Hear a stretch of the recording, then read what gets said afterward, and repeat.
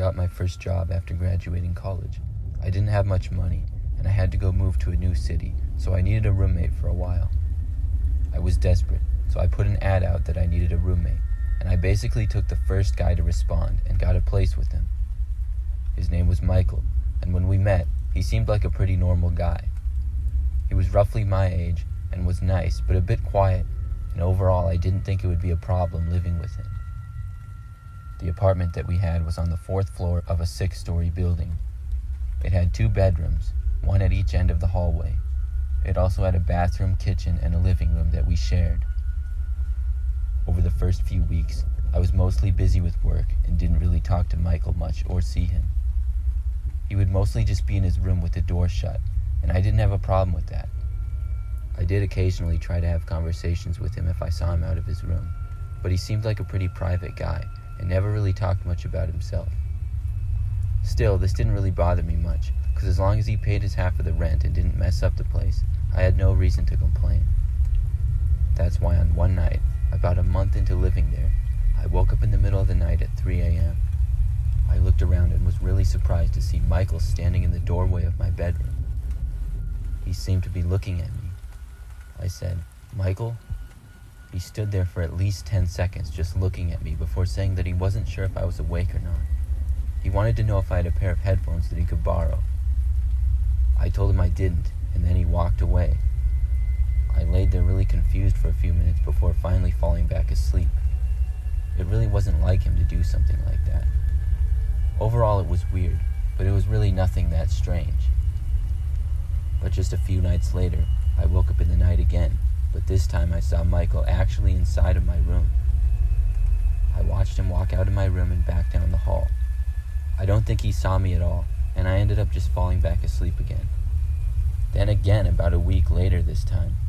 I was not asleep yet, but I was laying in bed about to fall asleep, and I saw my door slowly start to open, and Michael just walk in without knocking or anything. He looked at me, but all my lights were out, and I don't think he could tell if I was awake or not. I asked him what he was doing in my room, and he seemed really startled to see me awake. He paused for a few seconds, and then walked to my hamper, which had a bunch of my clean clothes that I had just washed in it. He said he thought I had taken some of his socks by accident, and he couldn't find them.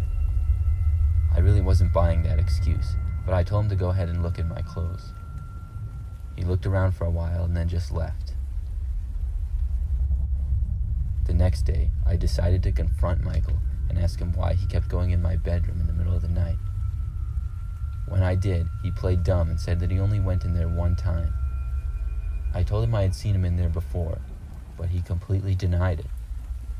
That made me start to wonder if I had made a bad decision on being so quick with my choice of roommate. I just hoped that after I talked to him, he would stop going in my room. And it seemed to work because I didn't wake up or see any evidence of him being in my room for probably about a month, which was nice. But then one night, I once again awoke, but this time saw Michael literally standing over me at the end of my bed. When I saw it, I jumped back. Michael looked very startled as well and immediately ran out of my room. This was the last straw for me, and I decided that the next day I was going to look into moving out of that apartment and getting locks for my door in the meantime. But the next morning when I woke up, Michael was gone and all of his things were gone from his room. I had never really been in his room before, but his door was wide open and there was nothing in it at all. The only contact I had for Michael was a phone number. I called him and then texted him, but I never got an answer. I looked him up online but couldn't find him anywhere on social media. He kept paying his rent every month the same as always until our lease ended. I never did end up seeing him again.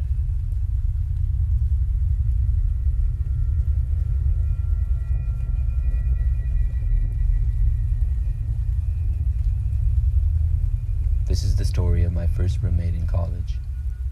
I was a freshman at a decent-sized university in Ohio. I got a random roommate for my first semester in the dorms. He immediately seemed a little odd to me, just kind of the way he talked and acted in general. Nothing that crazy, but he just stuck out to me as a little strange. Still, I tried to make the most of it and would talk to him here and there. I was able to make friends rather quickly at school, and within about a month, I sort of had a group of guys that I would hang out with regularly. My roommate, on the other hand, never really seemed to leave the room other than to go to class. I would sometimes offer him to hang out with the guys, but he would always turn it down. Whenever I would leave the dorm, though, he would always ask me where I was going and how long I was going to be gone for. I found that sort of annoying because it's not like he was my older brother or something, but if I was going to be out late, I always made sure to tell him. One day, when I happened to be at the dorm and my roommate was away at class, I was drinking a bottle of water, and when I was done with it, I threw it across the length of the room to try to make it in my garbage can. I missed, though, and it bounced away to my roommate's side of the room and kind of went under his bed. I went to go grab it, and as I was picking it up, something caught my eye. It was a storage box that was slightly open and underneath another box, but I could see some photos in it. I admit that my curiosity got the better of me, and I decided to open the box. I had to move the box on top of it to get to it, but I opened it very carefully. I thought initially that it was maybe family photos of my roommate, but when I started looking through them, I became really weirded out. There was many photos of random students walking around on campus. All of the photos were candid, and many looked like they had been taken from our dorm room, which had a nice view of the campus.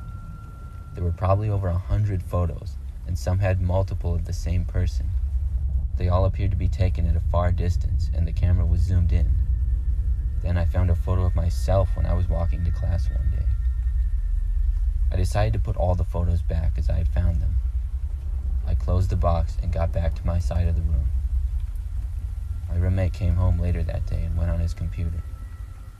After several minutes, he asked me if I had been going through his stuff. I admitted that my bottle had rolled under his bed and I moved his box a little, but I didn't tell him about seeing his box of photos. He said okay, but seemed to be a little upset. That night, I decided to hang out with my friends like I often did and told my roommate that I'd be back by 11. It happened to be a Friday night, and my friends and I stayed out a little bit late, and I lost track of time a little. I went to one of my friends' houses after, and saw that I had a text from my roommate asking me why I wasn't back yet. It was 11:10. I texted my roommate saying I was on my way back, and he replied that he had a surprise for me. My roommate was not normally one to make jokes, and something about that text just rubbed me the wrong way. I went back to the dorm, and when I did, I got to my room and opened it to see my roommate immediately come charging at me. I closed the door quickly and ran out. He didn't chase me and stayed in the room. I was legitimately worried, so I decided to call the campus safety, and they showed up a few minutes later. I went away from the room and went back to my friend's house. I was later told that my roommate was found hiding behind the door and tried to attack the campus safety officer. Police were brought in, and he was arrested. I got to live in the dorm by myself for the rest of the year.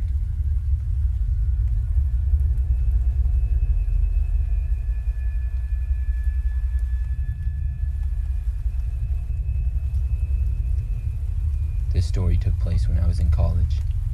I went to a school in a different state from where I lived, but through a website, I was able to find a roommate beforehand that would be a good match for me. Her name was Annie, and she happened to have the same major as me. We were both females who loved animals, and we even talked about trying to maybe sneak a cat into our dorm. We got along great online, but when we first moved in together, she seemed a bit different. She just wasn't quite as nice, but overall that wasn't a huge deal. Over time, things got a little bit better though, and I enjoyed having her as a roommate. One night on a weekend, about a month into the school year, Annie told me she was invited to a party and wanted me to come with. Of course I told her I would, and that night we went together. We walked because it was only about 6 blocks away, but when we got to the house, it didn't seem like a party was going on. I guess that was a good thing, because then the cops wouldn't get called. But when Annie opened the door and went inside with me, there really was nothing going on. It was a typical old house that looked kind of run down inside. I asked Annie where everyone was. She told me the party was in the basement and said for me to go ahead, but she had to call her mom real quick. I walked down into the basement, where there were stairs that went down rather steep and then went around in another direction. I could hear music playing, but when I went around the corner, I saw just a mostly dark basement with a man in it about 10 feet away. I immediately turned back and ran up the stairs. The man started to chase after me. When I got up to the top of the stairs, the door was closed. I opened it and shut it behind me, then ran out of the house. Annie ran with me when she saw me running away. We both ran all the way back to the dorm. I explained to her what happened, and then she explained to me that she had the wrong address. I wanted to call the police, but we realized that we couldn't because we were in the wrong house, and technically somebody chasing someone out of their own house isn't really a crime. But as time went by, I started to realize how things just didn't add up. I began to suspect Annie had set me up. 2 days after the incident, though, Annie told me she was moving away to a new room because she just needed to be by herself. She packed up all her stuff and then left. I never did see her on campus again. To this day, I think that she set me up.